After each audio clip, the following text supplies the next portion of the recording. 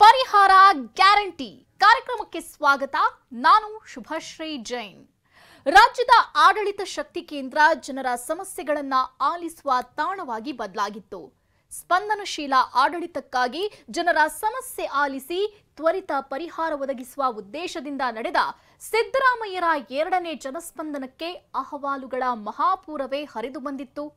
ರಾಜ್ಯದ ನಾನಾ ಭಾಗಗಳಿಂದ ಆಗಮಿಸಿದ್ದ ಜನರ ದುಃಖ ದುಮ್ಮಾನಗಳಿಗೆ ಸಿಎಂ ಇಡೀ ದಿನ ಕಿವಿಯಾಗಿದ್ರು. ಜನರ ಬವಣೆಗೆ ಸಿದ್ದರಾಮಯ್ಯ ಸ್ಪಂದಿಸಿದ್ದಾರೆ. 108 ಸಮಸ್ಯೆಗಳನ್ನ ಹೊತ್ತು ಅಳುತ್ತಾ ಬಂದ ಜನರ ಕಣ್ಣುರಿಸಿದ್ದು ಹೇಗೆ ನಾಡದೊರೆ? ಹಲವು ಸಮಸ್ಯೆಗಳಿಗೆ ಸಿಎಂ ಸ್ಥಳದಲ್ಲೇ ಪರಿಹಾರ ದೊರಕಿಸಿಕೊಟ್ಟಿದ್ದಾರೆ. ಹಾಗಾದ್ರೆ ಜನಸ್ಪಂದನದ ವಿಶೇಷತೆಗಳು ಏನು? ಸಿಎಂ ಗ್ಯಾರಂಟಿ ಪರಿಹಾರವನ್ನೇ ತೋರಿಸ್ತೀವಿ ನೋಡಿ.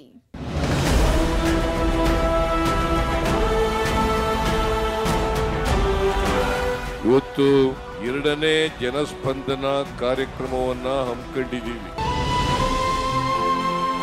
ಯಾರು ಹೆಲ್ಪ್ ಮಾಡಿಲ್ಲ. ಬಾಡಿಗೆ ಮೇಲಿದ್ದೀನಿ ಸರ್. ನಾನು ಜೀವನ ಮಾಡಕ್ಕೆ ನಂಗೆ ತುಂಬ ಹಿಂಸೆ ಆಗ್ತದೆ ಸರ್. ನನಗೂ ನನ್ನ ಮಗನಿಗೆ ಅವ್ನಿಗೆ ಎಜುಕೇಷನ್ಗೆ ಏನಾದ್ರು ಹೆಲ್ಪ್ ಮಾಡಿ ನಮಗೆ ಸರ್ ದಯ ಮರಣ ಕೊಡಿಸ್ಬಿಡಿ ಇಬ್ರಿಗೂ, ನನಗೂ ನನ್ನ ಮಗನಿಗೆ ಇಬ್ರಿಗೂ. ನನ್ನವರು ಯಾರೂ ಇಲ್ಲ, ಯಾರಿಗೆ ಯಾರೂ ಇಲ್ಲ, ಪ್ರೀತಿ ವಾತ್ಸಲ್ಯಕ್ಕೆ ಅರ್ಥವೇ ಇಲ್ಲ. ಅಳು, ಕಣ್ಣೀರು, ನೋವು, ಬಿಕ್ಕಿ ಬಿಕ್ಕಿ ಅಳುತ್ತಲೇ ಸಹಾಯಕ್ಕಾಗಿ ಇವರೆಲ್ಲ ಓಡೋಡಿ ಬಂದಿದ್ರು.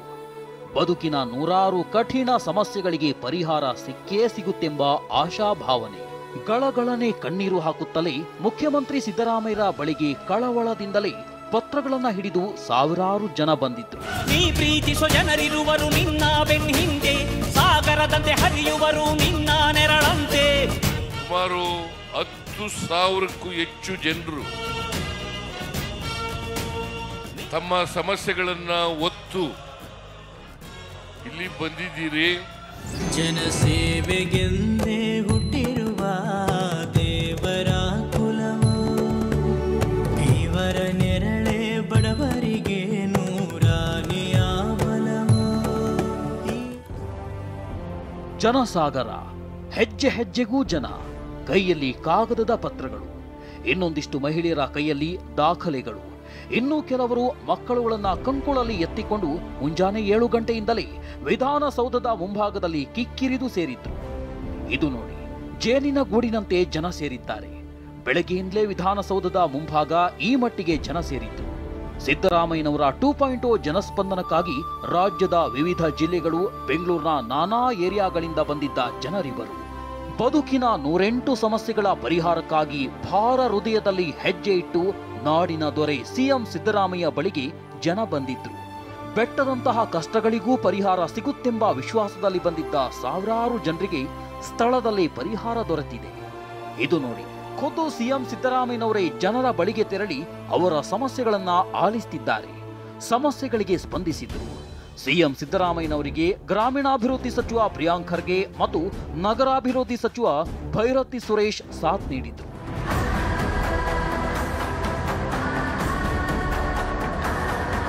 ಹಾಗಾದ್ರೆ ಸಿದ್ದರಾಮಯ್ಯನವರ 2ನೇ ಜನಸ್ಪಂದನ ಹೇಗಿತ್ತು? ಎಷ್ಟೆಲ್ಲ ಅರ್ಜಿಗಳು ಬಂತು? ಸಿಎಂ ಬಳಿ ಯಾವೆಲ್ಲ ಸಮಸ್ಯೆಗಳನ್ನ ಮುಂದಿಟ್ರು? ಸಿದ್ದರಾಮಯ್ಯನವರ ಕಾಲಿಗೆ ಬಿದ್ದ ಅಜ್ಜಿ ಮನವಿ ಮಾಡಿದ್ದೇನು? ಸಿದ್ದರಾಮಯ್ಯನವರ 8 ಗಂಟೆ ಜನಸ್ಪಂದನ ಕಾರ್ಯಕ್ರಮ ಹೇಗಿತ್ತು? ಸಿಎಂ ಪರಿಹಾರ ಗ್ಯಾರಂಟಿಯನ್ನೇ ತೋರಿಸ್ತೀವಿ ನೋಡಿ. ಮಗಳ ಮನೆಯಲ್ಲಿ ಇರಲಾಗಲ್ಲ, ಸಿಎಂಗೆ ಅರ್ಜಿ ಸಲ್ಲಿಸಿದ ಅಜ್ಜಿ. ನಾನು ಮನೆ ಬೇಕು ಅಂತ ಕೇಳಕ್ ಬಂದಿದ್ದೀನಿ. ಮನೆ ಬೇಕು, ಉಳಿದುಕೊಳ್ಳಲು ಸೂರು ಬೇಕು ಅಂತ ಭಾಗ್ಯವಿಧಾತ ಸಿಎಂ ಸಿದ್ದರಾಮಯ್ಯರ ಬಳಿ ಅಜ್ಜಿ ಮನವಿ ಮಾಡಿದ್ದಾರೆ. ಬೆಂಗಳೂರಿನ ಪುಟ್ಟೇನಹಳ್ಳಿ ನಿವಾಸಿಯಾಗಿರುವ 62 ವರ್ಷದ ಶಾರದಾಗೆ 2 ಹೆಣ್ಣು ಮಕ್ಕಳು. 2 ಹೆಣ್ಣು ಮಕ್ಕಳಿಗೆ ಮದುವೆಯಾಗಿದೆ. ಇದೀಗ ಒಬ್ಬಂಟಿಯಾಗಿರುವ ಶಾರದಮ್ಮ ಜೀವನಕ್ಕಾಗಿ 3-4 ಮನೆ ಕೆಲಸ ಮಾಡ್ತಾರೆ. ಬದುಕಿನ ಆಶ್ರಯಕ್ಕಾಗಿ ಒಂದು ಮನೆ ಇರಲಿ ಅನ್ನೋದು ಶಾರದಮ್ಮರ ಕನಸು. ಸೂರು ಕನಸು ಈಡೇರಿಕೆಗಾಗಿ ಸಿಎಂ ಸಿದ್ದರಾಮಯ್ಯರ ಬಳಿಗೆ ಶಾರದಮ್ಮ ಮನವಿ ಮಾಡಿದ್ದಾರೆ. ಪಿನ್ಷನ್ ಎಲ್ಲ ಬರ್ತೈತೆ, 2,000 ರೂಪಾಯಿನೂ ಬರ್ತೈತೆ, ಮಾಡ್ಕೊಟ್ಟಿದ್ದಾರೆ. ಮನೆ ಇಲ್ವಾ? ಮನೆ ಇಲ್ಲ ನನಗೆ. ಮಕ್ಳು ಯಾರು ನಿಮ್ಮ ನೋಡ್ಕೊಳಲ್ವ? ಹೇಗೆ?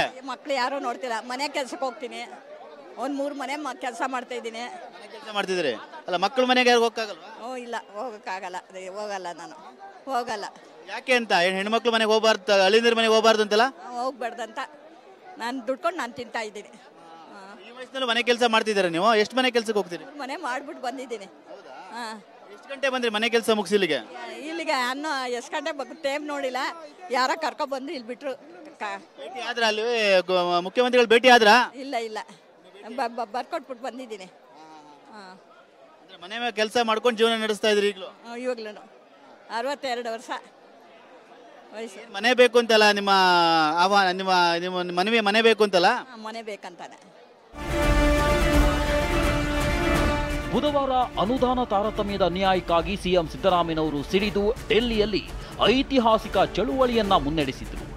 ಕರ್ನಾಟಕದ ನ್ಯಾಯದ ಕೂಗು ಡೆಲ್ಲಿಯಲ್ಲಿ ಅನುರಣಿಸುವ ಹಾಗೆ ಮಾಡಿದ್ದ ಸಿಎಂ ಕರುನಾಡಿಗರ ಧ್ವನಿಯಾಗಿದ್ರು. ಇದೀಗ ನಾಡಿನ ಜನರ ಬಳಿ ತೆರಳಿ ಮಗುವಿನಂತೆ ನಿಂತು ಸಮಸ್ಯೆಗಳನ್ನ ಆಲಿಸಿದ್ರು. ಉನ್ನತ ಅಧಿಕಾರಿಗಳ ಜೊತೆಗೂಡಿ ಸಿಎಂ 2ನೇ ಬಾರಿಗೆ ಜನಸ್ಪಂದನ ನಡೆಸಿದ್ರು. ಸಂಸದೆ ಸುಮಲತಾ ಸಹಾಯ ಮಾಡಲಿಲ್ಲ, ದಯಾಮರಣ ಕೋರಿದ ವಿಧವೆ.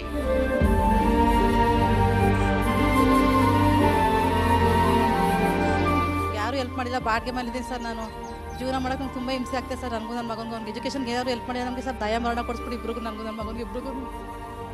ಜೀವನ ಸಮಸ್ಯೆಗಳ ಸಾಗರವಾಗ್ಬಿಟ್ಟಿದೆ ಅಂತ ಮಂಡ್ಯದ ಶ್ರೀರಂಗಪಟ್ಟಣದ ಮೀನಾ ಕಣ್ಣೀರಿಡುತ್ತಿದ್ದಾರೆ. ವಿಕಲಚೇತನೆಯಾಗಿರುವ ಮೀನಾರ ಪತಿ ಕೋವಿಡ್ ಸಂದರ್ಭದಲ್ಲಿ ಕೊನೆಯುಸಿರೆಳೆದಿದ್ರು. ಅಂದಿನಿಂದ ಜೀವನದ ಬಂಡಿ ಸಾಗಿಸೋದೇ ಮೀನಾರಿಗೆ ತಿಳಿಯುತ್ತಿಲ್ಲ. ಇರುವ ಒಬ್ಬ ಮಗನಿಗೂ ಓದಿಸಲು ಹಣವಿಲ್ಲ. ಇನ್ನು ಮೀನಾ ಮಂಡ್ಯದವರು. ಸಂಸದೆ ಸುಮಲತಾ ಸಹಾಯ ಮಾಡ್ತಾರೆ ಅಂತ ನಿರೀಕ್ಷೆಯಲ್ಲಿದ್ರೂ ಏನೂ ಪ್ರಯೋಜನವಾಗಿಲ್ಲ. ಅಷ್ಟೇ ಅಲ್ಲ, ಮೀನಾರ ಪತಿ ಕೊನೆಯುಸಿರೆಳೆದ ಸಮಯದಲ್ಲಿ ಸಂಸದೆ ಸುಮಲತಾ ಪುತ್ರ ಅಭಿಷೇಕ್ ಅಂಬರೀಶ್ ಮೀನಾರ ಮನೆಗೆ ಭೇಟಿ ಕೊಟ್ಟಿದ್ರು. ಮೀನಾಗೆ ಪರಿಹಾರ ಕೊಟ್ಟು ಮೀನಾರ ಪುತ್ರನ ಶಿಕ್ಷಣಕ್ಕೆ ಸಹಾಯ ಮಾಡುವ ಭರವಸೆಯನ್ನ ಸಂಸದೆ ಸುಮಲತಾರ ಪುತ್ರ ನೀಡಿ ಬಂದಿದ್ರಂತೆ. ಆದರೆ ಸಂಸದೆ ಸುಮಲತಾ ಪುತ್ರ ನೀಡಿರುವ ಈ ಭರವಸೆ ಕೇವಲ ಭರವಸೆಯಾಗಿ ಉಳಿದಿದೆ. ಇದರಿಂದ ನೊಂದಿರುವ ಮೀನಾ ಸಿಎಂ ಸಿದ್ದರಾಮಯ್ಯ ಭೇಟಿಗೆ ಬರುವಾಗ ಕಣ್ಣೀರಿಡುತ್ತಲೇ ಬಂದಿದ್ರು. ಸಿದ್ದರಾಮಯ್ಯನವರು ನೀಡುತ್ತಿರುವ 2,000 ರೂಪಾಯಿಯಿಂದ ಜೀವನ ಕಳೆಯುತ್ತಿದ್ದೀವಿ, ಜೀವನ ನಡೆಸೋದೇ ಕಷ್ಟವಾಗ್ಬಿಟ್ಟಿದೆ, ದಯಾಮರಣ ಕೊಡಿ ಅಂತ TV9 ಮುಂದೆ ಮೀನಾ ಗಳಗಳನೆ ಕಣ್ಣೀರಿಟ್ಟು. ನನ್ನ ಮಗನಿಗೆ ಎಜುಕೇಷನ್ಗೆ ಏನಾದ್ರು ಹೆಲ್ಪ್ ಮಾಡಲಿ ಅಂತ ನಮ್ಮ ಹಸ್ಬೆಂಡ್ ತೀರೋಗಿ ಸರ್ 4 ವರ್ಷ ಆಗಿದೆ. ಕೋವಿಡ್ ಟೈಮಲ್ಲಿ ತೀರೋಗ್ಬಿಟ್ರು ಅವರು.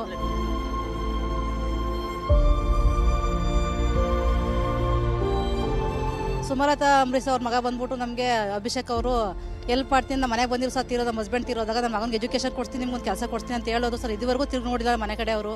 ನಾವು ಹೆಂಗಿದೀವಿ ಅಂತ ನೋಡಿದೆ ಸರ್ ನಮ್ಮನ್ನ ಅವ್ರು ಬಂದು. ಈಗ ನಿಮ್ಮ ಮಾವರ ಮನೆ ಅಂದ್ರೆ ನಿಮ್ಮ ಗಂಡವ್ರ ಮನೇಲಿ ಯಾರು ಹೆಲ್ಪ್ ಮಾಡಲ್ವಾ?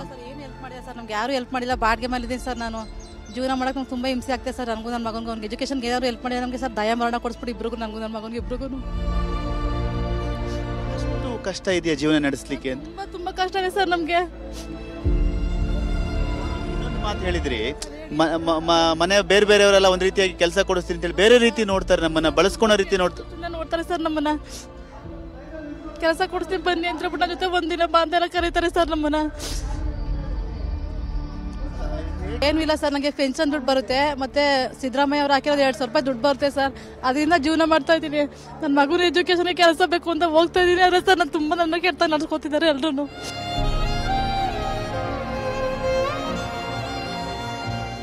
ಬಡವರ, ನೊಂದವರ, ಶೋಷಿತರ, ಅವಕಾಶ ವಂಚಿತರಿಗೆ ಆಶಾದೀಪವಾಗಿ ನಿಲ್ಲಲು, ಜನರನ್ನೇ ನೇರವಾಗಿ ಮುಖಾಮುಖಿಯಾಗಿ ಅವರ ಸಮಸ್ಯೆಗಳಿಗೆ ಕಿವಿಯಾಗಿ ಪರಿಹರಿಸುವ ನಿಟ್ಟಿನಲ್ಲಿ ಸಂಕಲ್ಪ ಮಾಡಿ ಹೃದಯದಿಂದ ಸ್ಪಂದಿಸುವುದೇ ಈ ಜನಸ್ಪಂದನ. ಸಿದ್ದರಾಮಯ್ಯರ ಗ್ಯಾರಂಟಿ ಯೋಜನೆಯಿಂದ ಜೀವನ ನಡೀತಿದೆಯಂತ ಮೀನಾ ಕಣ್ಣೀರಿಟ್ಟಿದ್ದಾರೆ. ಸರ್ಕಾರದ ಮಹತ್ವಾಕಾಂಕ್ಷಿ ಯೋಜನೆಗಳು ಸಫಲವಾಗಬೇಕು. ಮಹಿಳಾ ಸಬಲೀಕರಣದತ್ತ ದಿಟ್ಟ ಹೆಜ್ಜೆ. ಕರ್ನಾಟಕದ ಅಶಕ್ತ ಮಹಿಳೆಯರಿಗೆ ಶಕ್ತಿ ತುಂಬಲು ತಿಂಗಳಿಗೆ 2,000 ರೂಪಾಯಿ ನೀಡುವ ಗೃಹಲಕ್ಷ್ಮಿ ಯೋಜನೆ. ಅಂಧಕಾರದಿಂದ ಬಳಲುತ್ತಿರುವ ಬಡವರಿಗೆ ಉಚಿತ ಬೆಳಕನ್ನು ಹರಿಸುವ ಗೃಹ ಜ್ಯೋತಿ.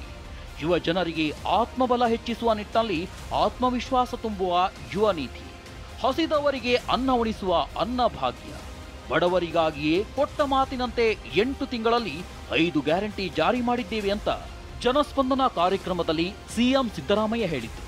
ನಾವು ಅನೇಕ ಕಾರ್ಯಕ್ರಮಗಳನ್ನು ಮಾಡ್ತೀವಿ, ಬಡವರ ಕಾರ್ಯಕ್ರಮಗಳು.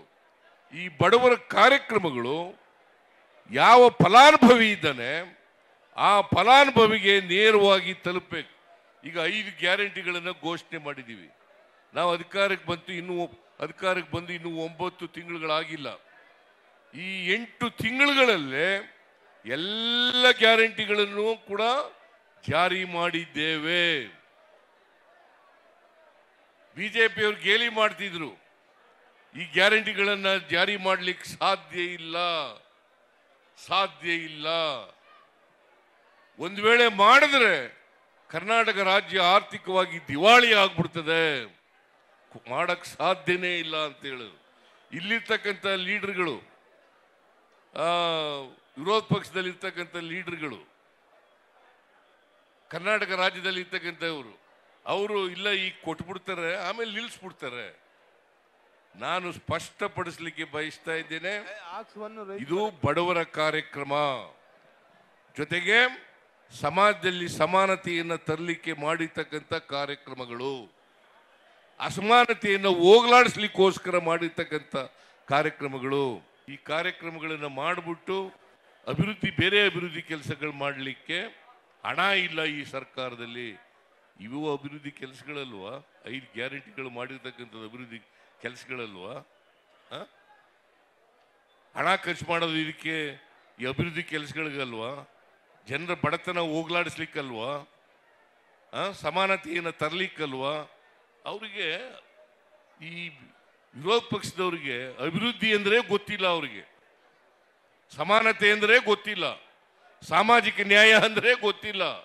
ಹಾಗಾಗಿ ಇಂಥ ಕ್ಷುಲ್ಲಕ ಮಾತುಗಳನ್ನು ಆಡ್ತಾರೆ ಅಂತಕ್ಕಂಥ ಮಾತುಗಳನ್ನು ತಮಗೆ ತಿಳಿಸ್ಲಿಕ್ಕೆ ಬಯಸ್ತಾ ಇದ್ದೇನೆ. 108 ಸಮಸ್ಯೆ, ಸಾವಿರಾರು ದಾಖಲೆಗಳು, ಸ್ಥಳದಲ್ಲೇ ಪರಿಹಾರ.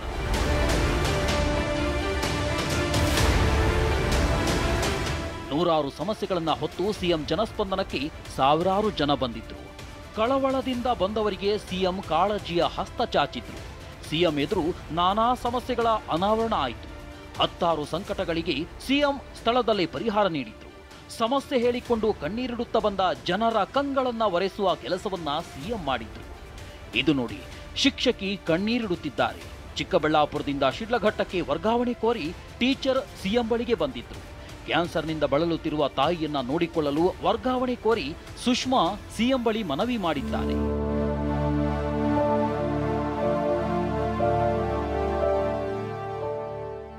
ಸಿಎಂ ಜನಸ್ಪಂದನಕ್ಕೆ ರಾಯಚೂರಿನ ದೇವದುರ್ಗದಿಂದ ಬಂದಿದ್ದ ಲಂಬಾಣಿ ಸಮುದಾಯದ ಮಹಿಳೆಯರು ಸಿಎಂ ಬಳಿ ಹೊಲಕ್ಕಾಗಿ ಮನವಿ ಮಾಡಿದ್ದಾರೆ. ಇನ್ನು ಮಗನಿಗೆ ಪರ್ಮನೆಂಟ್ ಕೆಲಸ ಮಾಡಿಕೊಡಿ ಅಂತ ಸಿಎಂ ಸಿದ್ದರಾಮಯ್ಯನವರ ಕಾಲಿಗೆ ಬಿದ್ದ ಮೈಸೂರಿನ ಅಜ್ಜಿ ಪರಿಪರಿಯಾಗಿ ಬೇಡಿಕೊಂಡಿದ್ರು. ಇನ್ನು ಗೃಹಲಕ್ಷ್ಮಿ ಯೋಜನೆಯ ತಾಂತ್ರಿಕ ಸಮಸ್ಯೆ ಬಗೆಹರಿಸುತ್ತಿದ್ದಂತೆ ಸಿದ್ದುಗೆ ವ್ಯಕ್ತಿಯೊಬ್ಬ ಜೈಕಾರ ಹಾಕಿದ ಪ್ರಸಂಗವೂ ನಡೆಯಿತು. ಇನ್ನು ಅಪಘಾತವಾಗಿ ಕಾಲು ಕಳ್ಕೊಂಡಿರುವ ಬೆಂಗಳೂರಿನ ನಾಗರಾಜ್ ಸಿಎಂ ಬಳಿ ಜೀವನಕ್ಕಾಗಿ ಸಹಾಯ ಕೋರಿದ್ದಾರೆ. ಇನ್ನು ಉಡುಪಿಯ ಬೈಲೂರಿನಲ್ಲಿ ನಿರ್ಮಾಣವಾಗಿರುವ ಪರಶುರಾಮ ಥೀಮ್ ಪಾರ್ಕ್ ಅಕ್ರಮ ಕಾಮಗಾರಿ ಪ್ರಕರಣ ಸಂಬಂಧ ಸಿಎಂ ಸಿದ್ದರಾಮಯ್ಯನವರು ಸ್ಥಳದಲ್ಲಿ ಸಿಐಡಿ ತನಿಖೆಗೆ ಆದೇಶಿಸಿದ್ದಾರೆ. ಮಣ್ಣಿನ ಮಗನು ಇವನು ಕೊಡುಗೈದಾನಿ, ಚಿನ್ನದ ಮಗನು ಇವನು ಅದ್ಭುತ ಜ್ಞಾನಿ, ಜನಸೇವೆಗೆಂದೇ ಹುಟ್ಟಿರುವ ದೇವರ ಕುಲವು, ಇವರ ನೆರಳೆ ಬಡವರಿಗೆ ನೂರಾನೆಯ ಬಲವು, ಈ ಮಣ್ಣಿಗೂ ಇವರ ಋಣವೈತೆ, ಪ್ರತಿ ಉಸಿರು ಇವರನೆ ನುಡಿದೈತೆ. ಕಾವೇರಿ ನೀರಿನ ಮೀಟರ್ ಹಾಕೇ ಇಲ್ಲ, ಆದ್ರೂ ಬಂತು 18,000 ಬಿಲ್. ಮನೆ, ನಿವೇಶನ, ಜಮೀನಿಗೆ ಸಂಬಂಧಿಸಿದ ಸಮಸ್ಯೆಗಳು, ಭೂಗಳ್ಳರ ಬೆದರಿಕೆ, ಕಿಡ್ನಿ, ಹೃದಯ ಮತ್ತಿತರ ಚಿಕಿತ್ಸೆಗೆ ನೆರವು ಕೊಡಿ ಅಂತ ಸಿಎಂ ಬಳಿ ಜನರು ಕೋರಿಕೆಗಳನ್ನಿಟ್ಟರು.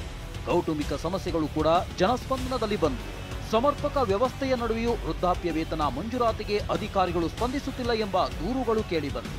ಕೃಷಿ, ಆರೋಗ್ಯ, ಕಂದಾಯ ಇಲಾಖೆ ಹೀಗೆ ವಿವಿಧ ಇಲಾಖೆಯ 30ಕ್ಕೂ ಹೆಚ್ಚು ಕೌಂಟರ್ಗಳ ವ್ಯವಸ್ಥೆಯನ್ನ ಮಾಡಲಾಗಿದೆ.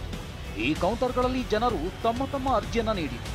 ಈ ಪೈಕಿ ಬೆಂಗಳೂರಿನ ಯಲಹಂಕ ನಿವಾಸಿ ಶಿವಶಂಕರ್ ಕಾವೇರಿ ನೀರಿನ ಬಿಲ್ ಮತ್ತು ವಾಟರ್ ಮೀಟರ್ ಬೋರ್ಡ್ ಸಮೇತ ಸಿಎಂ ಭೇಟಿಗೆ ಬಂದಿದ್ದರು. ಇಲ್ಲಿಯವರೆಗೆ ಮನೆಯಲ್ಲಿ ಕಾವೇರಿ ನೀರು ಬಳಸಿಲ್ಲ, ಮನೆಗೆ ವಾಟರ್ ಮೀಟರ್ ಕೂಡ ಹಾಕಿಲ್ಲ. ಆದರೂ 18,000 ಬಿಲ್ ಕೊಟ್ಟು ಪಾವತಿಸುವಂತೆ ಒತ್ತಾಯ ಮಾಡ್ತಿದ್ದಾರೆ ಅಂತ TV9 ಮುಂದೆ ಸಮಸ್ಯೆ ತೋಡಿಕೊಂಡು ಬೆಂಗಳೂರಿಗೆ ಒಬ್ಬರು ನಿವಾಸಿಯೊಬ್ಬರು ಏನೋ ಪ್ರಮುಖವಾಗಿ ಕಾವೇರಿ ಬಿಲ್ನ ಸಮಸ್ಯೆ ಬಗ್ಗೆ ತಂದರೆ, ನಾನು ಇವಾಗ ಒಂದು ಬಿಲ್ಲನ್ನು ಕೂಡ ತೋರಿಸ್ತಾ ಹೋಗ್ತೀನಿ. ಕರೆಂಟ್ ಅಂದರೆ ಕಾವೇರಿ ಬಿಲ್ ನಾವು ಕನೆಕ್ಷನ್ನೇ ತೊಗೊಂಡಿಲ್ಲ, ಆದರೂ ಕೂಡ 18,000 ನಮಗೆ ಬಿಲ್ ಬಂದಿದೆ. ನಾವು ಇನ್ನೂ ಕಾವೇರಿ ವಾಟರ್ ಮೀಟರ್ ಕೂಡ ಹಾಕಿಲ್ಲ, ಕಾವೇರಿ ನೀರನ್ನು ಬಳಸ್ತಾನೆ ಇಲ್ಲ, ಆದರೂ ಕೂಡ ಈ ಒಂದು ಸಮಸ್ಯೆ ಆಗ್ತಿದೆ. ಈ ವಿಚಾರವನ್ನು ಮುಖ್ಯಮಂತ್ರಿಗಳು ತರಬೇಕು ಅಂತೇಳಿ ಆ ಒಂದು ಬಿಲ್ಲನ್ನು ಕೂಡ ತಂದಿರುವಂತೆ ಅವ್ರನ್ನ ಮಾತಾಡಿಸ್ತಾ ಹೋಗ್ತೀನಿ. ಸರ್, ಎಲ್ಲಿಂದ ಬಂದಿರೋ ನಿಮ್ಮ ಹೆಸರು? ಸರ್, ನನ್ನ ಹೆಸರು SP ಶಿವ ಅಂತ. ನಾನು ಬಂದಿರೋದು ಯಲಹಂಕದಿಂದ ಬಂದಿದ್ದೀನಿ ಸರ್. ನಾನು ಕಾವೇರಿ ಇದು ವಾಟರ್ಗೆ ಅಪ್ಲಿಕೇಶನ್ ಹಾಕಿ 1 ತಿಂಗಳಿಂದ ಅಪ್ಲಿಕೇಶನ್ ಹಾಕಿ ನವಂಬರಲ್ಲಿ ನನಗೆ ಅಲರ್ಟ್ ಆಗಿದೆ. ಇದು ಕಾವೇರಿ ವಾಟರ್ ನವಂಬರಲ್ಲಿ ನನಗೆ ಅಲರ್ಟ್ ಆಗಿದೆ. ಆದರೆ ಡಿಸೆಂಬರ್ ಬಿಲ್ಲಲ್ಲಿ ಜನವರಿಲಿ ನನಗೆ ಬಿಲ್ ತಂದು ಕೊಟ್ಟರು. ನೀವು 18,000 ಕಟ್ಟಬೇಕು, 18,498 ರೂಪಾಯಿ ಕಟ್ಟಬೇಕು ಅಂತ ಬಿಲ್ ಕೊಟ್ಟಿದ್ದಾರೆ ಸರ್. ನಾನು ಇನ್ನೂ ಒಂದು ತೊಟ್ಟು ನೀರು ತೊಗೊಂಡಿಲ್ಲ, ಮೀಟ್ರ್ ಸಮೇತ ಬಂದಿದ್ದೀನಿ. ಇನ್ನೂ ನಾನು ಒಂದು ತೊಟ್ಟು ನೀರು ತೊಗೊಂಡಿಲ್ಲ, ಇನ್ನೂ ಮೀಟರ್ ಅಳವಡಿಕೆ ಆಗಿಲ್ಲ. ಆದರೆ ನಿಮಗೆ ಕಾವೇರಿ ವಾಟರ್ ಬಿಲ್ ಬಂದಿದೆ. ಬಿಲ್ ಯಾರು ಕೊಟ್ಟಿದ್ದಾರೆ? ಅವರು BWSSB ಅವ್ರು ಕೊಟ್ಟು ಹೋಗಿದ್ದಾರೆ ಸರ್. ಅಧಿಕಾರಿಗಳಿಗೆ ಅಲ್ಲಿ ಕೇಳಿಲ್ಲ? ನಿಮ್ಮ ಯಲಹಂಕ ಸ್ಥಳೀಯ ಅಧಿಕಾರಿಗಳಿಗೆ ಕೇಳಿದೆ. ನೋಡಿ ಸರ್, ನಾನು ಇನ್ನೂ ನೀರೇ ತೊಗೊಂಡಿಲ್ಲ, ಬಿಲ್ ಸಮೇತ ಇಲ್ಲ ಅಂತಂದು ನಾನು ಈ ಥರ ಪ್ರಾಬ್ಲಮ್ ಆಗಿದೆ ಅಂತ ಹೇಳಿದ್ರೆ ಅವ್ರು ಇಲ್ಲ ರೀ, ನೀವು ಕಟ್ಟಲೇಬೇಕು. ಆ ಲೇಔಟ್ ಆದಾಗಿಂದ ಏನದು CMC ನೀರಿತ್ತು ಅದ್ರದ್ದು ಬಿಲ್ ಕಟ್ಟಬೇಕಾಗುತ್ತೆ. ಅರಿಯರ್ಸು ಈ ತಿಂಗಳದು ನೀವು ನೀರು ಯೂಸ್ ಮಾಡಿಲ್ಲ, ಆದರೆ ಅರಿಯರ್ಸ್ ಎಲ್ಲ ನೀವು ಕಟ್ಟಲೇಬೇಕು ಹಾಗಂತ ಹೇಳ್ಬಿಟ್ಟು ನಮಗೆ ತೊಂದರೆ ಕೊಡ್ತಾ ಇದ್ದಾರೆ. ಜನಸ್ಪಂದನ ಕಾರ್ಯಕ್ರಮಕ್ಕೆ ಆಗಮಿಸಿದ್ದ ಪ್ರತಿಯೊಬ್ಬರಿಗೂ ಉಪಹಾರ ಮತ್ತು ಭೋಜನದ ವ್ಯವಸ್ಥೆ ಏರ್ಪಡಿಸಲಾಗಿತ್ತು. ಹಿರಿಯ ನಾಗರಿಕರಿಗೆ ಮತ್ತು ವಿಶೇಷ ಚೇತನರಿಗೆ ಪ್ರತ್ಯೇಕ ಕೌಂಟರ್ ಮತ್ತು ವೀಲ್ ಚೇರ್ ವ್ಯವಸ್ಥೆ ಮಾಡಲಾಗಿತ್ತು. 2ನೇ ಜನಸ್ಪಂದನ ಕಾರ್ಯಕ್ರಮದಲ್ಲಿ ಸರಿಸುಮಾರು 20,000ಕ್ಕೂ ಹೆಚ್ಚು ಜನರು ಭಾಗಿಯಾಗಿದ್ದರು. ಖುದ್ದು ಜನರ ಬಳಿಗೆ ತೆರಳಿದ CM ಸಿದ್ದರಾಮಯ್ಯನವರು ಅಹವಾಲುಗಳನ್ನು ಸ್ವೀಕರಿಸಿದ್ರು. ಈ ಬಾರಿ ಜನಸ್ಪಂದನದಲ್ಲಿ ಒಟ್ಟು 11,000 ಅರ್ಜಿಗಳನ್ನು ಸ್ವೀಕಾರ ಮಾಡಲಾಯಿತು. ಅತಿ ಹೆಚ್ಚಾಗಿ ಕಂದಾಯ ಇಲಾಖೆಗೆ ಸಂಬಂಧಿಸಿದ ದೂರುಗಳು ಸ್ವೀಕೃತವಾಗಿವೆ. ಕಳೆದ ಬಾರಿ 4,030 ಅರ್ಜಿಗಳ ಸ್ವೀಕರಿಸಲಾಗಿದೆ. ಈ ಪೈಕಿ 3,738 ಅರ್ಜಿಗಳ ವಿಲೇವಾರಿ ಮಾಡಲಾಗಿದೆ. ಇನ್ನು 36 ಇಲಾಖೆಗಳ ಸುಮಾರು 30ಕ್ಕೂ ಹೆಚ್ಚು ಸ್ಟಾಲ್ಗಳಲ್ಲಿ ಜನರಿಂದ ಅಹವಾಲು ಸ್ವೀಕರಿಸಲಾಗಿದೆ. ಒಟ್ಟು 11,000 ಅರ್ಜಿಗಳನ್ನು ಸ್ವೀಕರಿಸಿರುವ CM ಸಿದ್ದರಾಮಯ್ಯನವರು ಈ ಅರ್ಜಿಗಳ ವಿಲೇವಾರಿಗೆ ಅಧಿಕಾರಿಗಳಿಗೆ ಇಂತಿಷ್ಟೇ ಗಡುವು ಕೊಟ್ಟಿದ್ದಾರೆ. ಇನ್ನು ಒಂದು ತಿಂಗಳೊಳಗಡೆ ಅವರಿಗೆ ಅವರ ಅರ್ಜಿಗಳಿಗೆ ಆ ಅರ್ಜಿಗಳನ್ನು ವಿಲೇವಾರಿ ಮಾಡ್ತಕ್ಕಂಥ ಕೆಲಸವನ್ನು ಅಧಿಕಾರಿಗಳು ಮಾಡಬೇಕು. ಅದು ಸೆಕ್ರೆಟರಿಗಳಿರ್ಬೋದು, ಜಿಲ್ಲಾಧಿಕಾರಿಗಳಿರ್ಬೋದು, ಅಥವಾ ಜಿಲ್ಲಾ ಮಟ್ಟದ ಅಧಿಕಾರಿಗಳಿರ್ಬೋದು, ತಾಲೂಕು ಮಟ್ಟದ ಅಧಿಕಾರಿಗಳಿರ್ಬೋದು. ಅವುಗಳನ್ನು ಮಾಡ್ತಕ್ಕಂಥದ್ದನ್ನು ಮಾಡಲೇಬೇಕು ಅಂತಕ್ಕಂಥ ಒತ್ತಾಯವನ್ನು, ಆಗ್ರಹವನ್ನು ಅವರಿಗೆ ಮಾಡಲಿಕ್ಕೆ ಬಯಸ್ತಾ ಇದ್ದೇನೆ. ಸೊ ಇವತ್ತು ಯಾರ್ಯಾರು ಅರ್ಜಿ ಕೊಟ್ಟಿದ್ದಾರೆ ಅವರೆಲ್ಲರಿಗೂ ಒಂದು ಮಾತನ್ನು ಹೇಳಲಿಕ್ಕೆ ಬಯಸ್ತಾ ಇದ್ದೇನೆ. ನೀವ್ಯಾರೂ ಕೂಡ ಸಂಶಯ ಪಡಬೇಕಾದಂಥ ಅಗತ್ಯ ಇಲ್ಲ, ಚಿಂತೆ ಪಡಬೇಕಾದಂಥ ಅಗತ್ಯ ಇಲ್ಲ.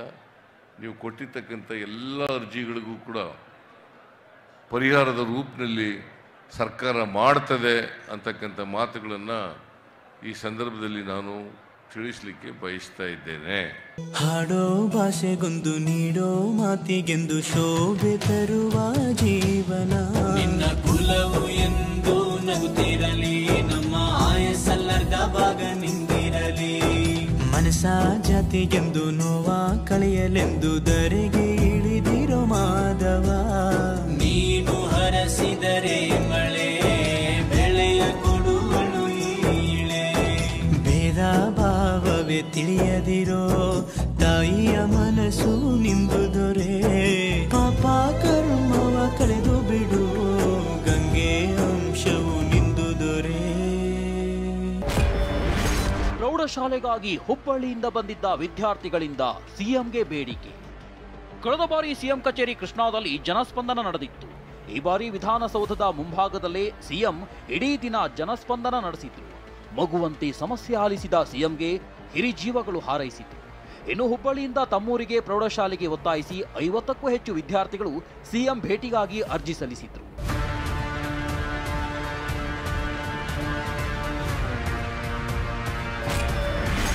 ಒಂದು ತಿಂಗಳೊಳಗೆ ಜನರ ಅರ್ಜಿ ವಿಲೇವಾರಿಗೆ CM ಸೂಚನೆ. ಜಿಲ್ಲಾಧಿಕಾರಿಗಳು COಗಳಿಗೆ CM ಸಿದ್ದರಾಮಯ್ಯ ಖಡಕ್ ಸೂಚನೆ. 2ನೇ ಜನಸ್ಪಂದನದಲ್ಲಿ ಬಂದಿರುವ 11,000ಕ್ಕೂ ಹೆಚ್ಚು ಅರ್ಜಿಗಳ ವಿಲೇವಾರಿಗೆ ಅಧಿಕಾರಿಗಳಿಗೆ CM ಗಡುವು ನೀಡಿದ್ದಾರೆ. ಮುಂದಿನ 1 ತಿಂಗಳೊಳಗೆ ಜನರ ಅರ್ಜಿ ವಿಲೇವಾರಿಗೆ CM ಸೂಚನೆ ಕೊಟ್ಟಿದ್ದಾರೆ ಎನ್ನಲಾಗಿದೆ. ಇನ್ನು ಜನರ ಸಮಸ್ಯೆ ಅರ್ಜಿಗೆ ಕಾನೂನು ತೊಡಕಿದ್ರೆ ಹಿಂಬರಹದ ಮೂಲಕ ಸೂಕ್ತ ಕಾರಣ ನೀಡಿ ಅರ್ಜಿದಾರರಿಗೆ ತಿಳಿಸುವಂತೆ CM ಅಧಿಕಾರಿಗಳಿಗೆ ಖಡಕ್ ಸೂಚನೆ ನೀಡಿದ್ದಾರೆ. ಜಿಲ್ಲಾ ಮತ್ತು ತಾಲೂಕು ಮಟ್ಟದಲ್ಲಿ ಸಮಸ್ಯೆ ಬಗೆಹರಿಬೇಕು. ಈ ರೀತಿಯ ಅರ್ಜಿಗಳು ಬೆಂಗಳೂರಿಗೆ ಬರದಂತೆ ನೋಡಿಕೊಳ್ಳಲು ಸಿಎಂ ಅಧಿಕಾರಿಗಳಿಗೆ ಸೂಚಿಸಿದ್ದಾರೆ. ನಿರ್ಲಕ್ಷ್ಯ ವಹಿಸಿದ್ರೆ ಅಂತಹ ಅಧಿಕಾರಿಗಳ ವಿರುದ್ಧ ನಿರ್ದಾಕ್ಷಿಣ್ಯವಾಗಿ ಕ್ರಮ ಜರುಗಿಸುವುದಾಗಿ ಸಿಎಂ ಖಡಕ್ ಸಂದೇಶ ರವಾನಿಸಿದ್ದಾರೆ.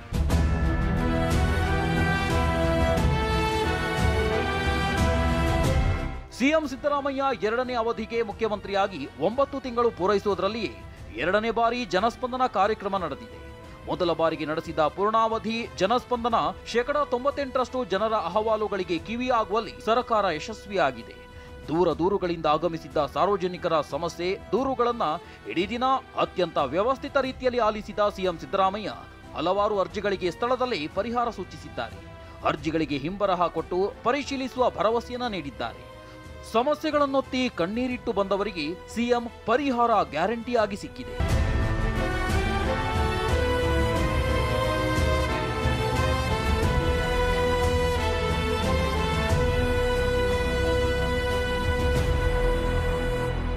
ಜನಸ್ಪಂದನ ಕಾರ್ಯಕ್ರಮದಲ್ಲಿ ಸಿಎಂ ಸಿದ್ದರಾಮಯ್ಯ ಜನರ ಬಳಿ ಖುದ್ದಾಗಿ ತೆರಳಿ ಅವರ ಸಮಸ್ಯೆ ಆಲಿಸಿದ್ದಾರೆ. ಅವರ ಸಮಸ್ಯೆಗಳಿಗೆ ಸ್ಪಂದಿಸಿದ್ದಾರೆ. ಬಂದ ಸಾವಿರಾರು ಜನರಿಗೆ ಭರವಸೆಯನ್ನ ನೀಡಿದ್ದಾರೆ. ಇದಿಷ್ಟೇ ಅಲ್ಲ, ಪರಿಹಾರ ಸಿಗುತ್ತೆ ಎನ್ನೋ ಆಶಯವನ್ನ ನೀಡಿದ್ದಾರೆ. ಅದಲ್ಲದೆ ತನ್ನ ಜನಪ್ರಿಯ ಕಾರ್ಯಕ್ರಮ ಜನಸ್ಪಂದನದ ಆಶೋತ್ತರ ಏನು, ಜನಪರ ಕಾರ್ಯಕ್ರಮ ಬಡವರ ಮನೆ ಮನೆ ಹೇಗೆ ಮುಟ್ಟುತ್ತೆ ಅನ್ನೋದನ್ನು ಕೂಡ ಸಿಎಂ ಸವಿಸ್ತಾರವಾಗಿ ಹೇಳಿಕೊಂಡಿದ್ದಾರೆ. ಸಿಎಂ ಗ್ಯಾರಂಟಿ ಪರಿಹಾರದ ಬಗ್ಗೆ ಮತ್ತೊಂದಿಷ್ಟು ವಿಷಯ ಇಲ್ಲಿದೆ ನೋಡಿ.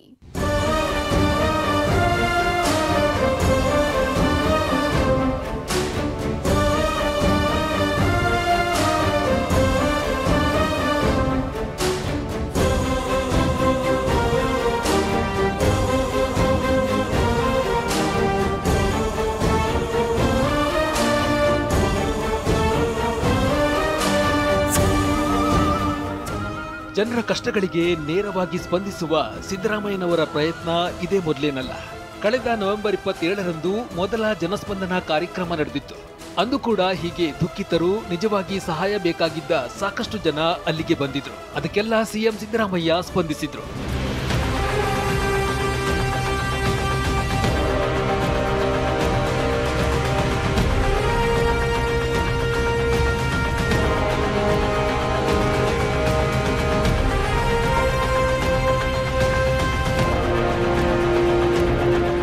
ಕಳೆದ ಜನಸ್ಪಂದನ ಜನರ ನೋವಿಗೆ ಸ್ಪಂದಿಸುವ ರಾಜ್ಯ ಸರ್ಕಾರದ ಮೊದಲ ಪ್ರಯತ್ನವಾದರೂ ಅಂದು ಸರಿಸುಮಾರು 5,000ದಷ್ಟು ಅರ್ಜಿಗಳು ಬಂದಿದ್ವು. ಹಾಗೆ ಬಂದ ಅರ್ಜಿಗಳಲ್ಲಿ ಪ್ರತಿಶತ 98ರಷ್ಟು ಅರ್ಜಿಗಳಿಗೆ ಸಿಎಂ ಸಿದ್ದರಾಮಯ್ಯ ಪ್ರತಿಸ್ಪಂದಿಸಿದ್ರು. ತಮ್ಮ ಅಧಿಕಾರಿಗಳಿಂದ ಅವರ ಸಮಸ್ಯೆಗಳಿಗೆ ಪರಿಹಾರ ಕೊಡುವ ಪ್ರಾಮಾಣಿಕ ಪ್ರಯತ್ನವನ್ನ ಮಾಡಿದ್ರು.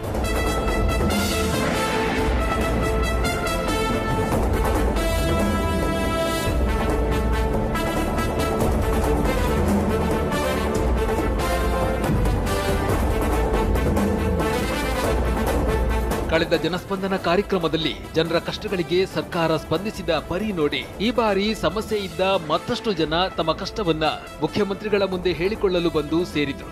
ಅವರಲ್ಲಿ ಒಬ್ಬರು ಚಾಮರಾಜನಗರ ಮೂಲದ ನಾಗರಾಜ್. ಬೆಂಗಳೂರಿನಲ್ಲಿ ಸೆಕ್ಯೂರಿಟಿ ಗಾರ್ಡ್ ಆಗಿ ಕೆಲಸಕ್ಕೆ ತೆರಳುವಾಗ ಅಪಘಾತವಾಗಿ ಕಾಲು ಕಳೆದುಕೊಂಡಿರುವ ವ್ಯಕ್ತಿ ನಾಗರಾಜ್ ಜನಸ್ಪಂದನ ಕಾರ್ಯಕ್ರಮಕ್ಕೆ ಬಂದಿದ್ರು. ಸರ್, ನಮ್ಮದು ಒಂದು ಖಾಸಗಿ ಕಂಪ್ನಿ ಸೆಕ್ಯೂರಿಟಿ ಕೆಲಸ ಮಾಡ್ತಾಯಿದ್ದೆ. ಅಲ್ಲಿ ಡ್ಯೂಟಿಗೆ ಹೋಗ್ಬೇಕಾದ್ರೆ ಆಕ್ಸಿಡೆಂಟ್ ಆಗೋಯ್ತು. ಆಕ್ಸಿಡೆಂಟ್ ಆದಮೇಲೆ ನಮಗೆ ESI ಕಡೆಯಿಂದ ಎಲ್ಲ ಟ್ರೀಟ್ಮೆಂಟ್ ಆಯಿತು. ESI ಕಡೆಯಿಂದ ಪೆನ್ಷನ್ ಬರಬೇಕು. ಆ ಪೆನ್ಷನ್ ಕೊಡಿಸ್ಕೊಳ್ಳಿ ಅಂತಂದರೆ ಆಟ ಆಡಿಸ್ತಿದ್ದಾರೆ. ಅಪಘಾತವಾದ ಬಳಿಕ ಕಳೆದ 10 ವರ್ಷಗಳಿಂದ ಕಾಲಿಲ್ಲದೆ ಜೀವನವನ್ನ ಸಾಗಿಸ್ತಾ ಇದ್ರು. ಅವರು ಕೆಲಸ ಮಾಡಲಾಗದ ಕಾರಣ ಅವರ ಕುಟುಂಬ ಎಲ್ಲಾ ರೀತಿಯ ಸಮಸ್ಯೆಗಳಿಂದ ಬಳಲುತ್ತಿತ್ತು. ಅಪಘಾತ ಅವರ ಕುಟುಂಬದ ಮೇಲೆ ಕೆಟ್ಟ ಪರಿಣಾಮವನ್ನ ಬೀರಿತ್ತು. ಬಂಡಿನ ಮೇಲ್ಕೆ ಕಾಲು ತೆಗೆದು ಬಿಟ್ಟಿದ್ದಾರೆ. ಇವಾಗ ನಮಗೆ ESI ಕಡೆಯಿಂದ ಪೆನ್ಷನ್ ಬರಬೇಕು. ಆ ಪೆನ್ಷನ್ ಕೊಡಿ ಅಂತಂತಂದರೆ ನಮ್ಮ ESI ಲೋಕಲ್ ಆಫೀಸಲ್ಲಿ ಆಗೋದಿಲ್ಲ ಅಂತ ಆಟ ಆಡಿಸ್ತಾ ಇದ್ದಾರೆ. ಜೀವನಕ್ಕೆ ಹೆಂಗೆ ಮಾಡ್ತೀರಿ? ಮಗು ಬೇರೆ ಅದೇ ಸರ್, ಈಗ ಅದಕ್ಕೂ ಅದು ಬಂದ್ರೇ ನಮಗೆ ಜೀವನ. ಇವಾಗ ಅದು ಬಿಡಿ ಮೇಲೆ ಅದಕ್ಕೂ 2 ವರ್ಷ ಆಯಿತು. 2022ರಲ್ಲಿ ಆಕ್ಸಿಡೆಂಟ್ ಆದದ್ದು. ಅಲ್ಲಿಂದ ನಾವು ಓಡಾಡ್ತಾನೆ ಇದ್ದೀವಿ. ಏನೋ ಅವರು ಮಾಡ್ತೀವಿ ಅಂತ ಹೇಳ್ತಾರೆ ನಮ್ಮ ಮಿಸಸ್ ಸರ್, ಇವ್ರು ನನ್ನ ಮಗ. ತಮ್ಮ ಕುಟುಂಬದ ಜೀವನಕ್ಕೊಂದು ದಾರಿಯಾಗಲಿ ಅಂತ ನಾಗರಾಜ್ ಜನಸ್ಪಂದನ ಕಾರ್ಯಕ್ರಮಕ್ಕೆ ಆಗಮಿಸಿದ್ರು. ಜನಸ್ಪಂದನ ಕಾರ್ಯಕ್ರಮದಲ್ಲಿ ಬದುಕಿಗೊಂದು ದಾರಿ ಕಂಡ್ರೆ ತಾನು ತನ್ನ ಪತಿಯನ್ನ ಚೆನ್ನಾಗಿ ನೋಡಿಕೊಳ್ತೇನೆ ಅಂತ ಅವರ ಪತ್ನಿ ಹೇಳ್ತಾರೆ.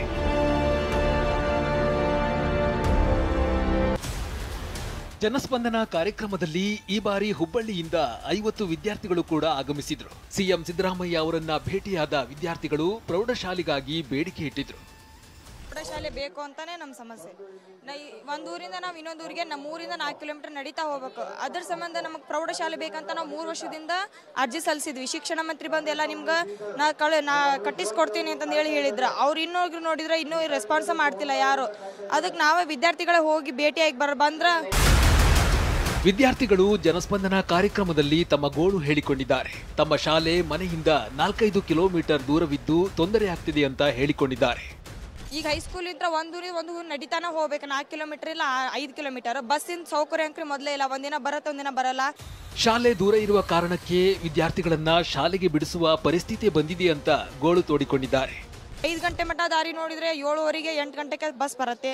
ಹಿಂಗಾಗಿ ನಮ್ಮ ಮನೆಯಲ್ಲಿ ಬಸ್ ನೀವು ನಡೀತಾ ಹೋಗೋದಾದ್ರೆ ಸ್ಕೂಲಿಗೆ ಹೋಗ್ಬೇಡ ಅಂತ ಅಂತಿದ್ದಾರೆ. ಅದಕ್ಕೆ ನಮ್ಮೂರಲ್ಲೇ ನಮಗೆ ಪ್ರೌಢಶಾಲೆ ಆದ್ರೆ ನಮ್ಗೆ ಅನುಕೂಲ ಆಕತಿ ಅಂತ. ಸಿಎಂ ಸಿದ್ದರಾಮಯ್ಯನವರ 2.0 ಜನಸ್ಪಂದನ ಕಾರ್ಯಕ್ರಮಕ್ಕಾಗಿ ರಾಜ್ಯದ ವಿವಿಧ ಜಿಲ್ಲೆಗಳು, ಬೆಂಗಳೂರಿನ ನಾನಾ ಏರಿಯಾಗಳಿಂದ ಜನ ಆಗಮಿಸಿದ್ರು.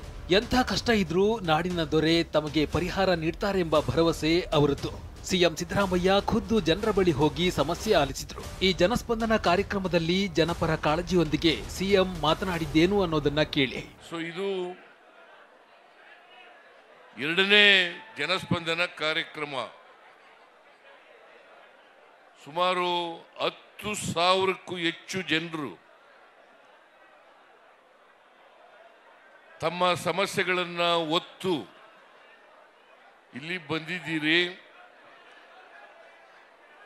ನಿಮ್ಮ ಸಮಸ್ಯೆಗಳನ್ನ ನಾನು ನಿಮ್ಮ ಸ್ಥಳಕ್ಕೆ ಬಂದು, ನೀವಿರ್ತಕ್ಕಂಥ ಜಾಗಕ್ಕೆ ಬಂದು ನಿಮ್ಮನ್ನೆಲ್ಲ ಭೇಟಿ ಮಾಡಿ ಅರ್ಜಿಗಳನ್ನು ಸ್ವೀಕಾರ ಮಾಡ್ತಕ್ಕಂಥದ್ದು, ನಿಮ್ಮ ಸಮಸ್ಯೆಗಳನ್ನ ಆಲಿಸ್ತಕ್ಕಂಥದ್ದು, ಅದಕ್ಕೆ ಸರ್ಕಾರ ಪರಿಹಾರವನ್ನು ಒದಗಿಸ್ತಕ್ಕಂಥ ಕೆಲಸವನ್ನು ಮಾಡ್ತದೆ ಅಂತಕ್ಕಂಥ ಮಾತುಗಳನ್ನು ಹೇಳಲಿಕ್ಕೆ ಬಯಸ್ತಾ ಇದ್ದೇನೆ. ಸರ್ಕಾರ ಬಂದ ಮೇಲೆ ಎಲ್ಲ ಜಿಲ್ಲೆಗಳಲ್ಲಿ ಎಲ್ಲ ಜಿಲ್ಲಾ ಮಂತ್ರಿಗಳು ಕೂಡ 108 ಜನಸ್ಪಂದನ ಕಾರ್ಯಕ್ರಮಗಳನ್ನು ಮಾಡಿದ್ದಾರೆ. ನಾವು ಅನೇಕ ಕಾರ್ಯಕ್ರಮಗಳನ್ನು ಮಾಡ್ತೀವಿ, ಬಡವರ ಕಾರ್ಯಕ್ರಮಗಳು. ಈ ಬಡವರ ಕಾರ್ಯಕ್ರಮಗಳು ಯಾವ ಫಲಾನುಭವಿ ಇದ್ದಾನೆ ಆ ಫಲಾನುಭವಿಗೆ ನೇರವಾಗಿ ತಲುಪಬೇಕು. ಸಿಎಂ ಸಿದ್ದರಾಮಯ್ಯ ಜನರ ಸಮಸ್ಯೆಗಳಿಗೆ ದಿನವಿಡೀ ಕಿವಿಯಾಗಿದ್ದಾರೆ. ಹಲವಾರು ಅರ್ಜಿಗಳಿಗೆ ಸ್ಥಳದಲ್ಲೇ ಪರಿಹಾರ ಕೊಡಿಸಿದ್ದಾರೆ. ಸಿಎಂ ಸಿದ್ದರಾಮಯ್ಯನವರನ್ನ ನಂಬಿ ಬಂದ ಸಾವಿರಾರು ಜನರಿಗೆ ಪರಿಹಾರ ಗ್ಯಾರಂಟಿಯಾಗಿ ಸಿಕ್ಕಿದೆ. ಇದೇ ಈ ಹೊತ್ತಿನ ಕಾರ್ಯಕ್ರಮ. ನಿರಂತರ ಸುದ್ದಿಗಾಗಿ ನೋಡ್ತಾ ಇರಿ TV9.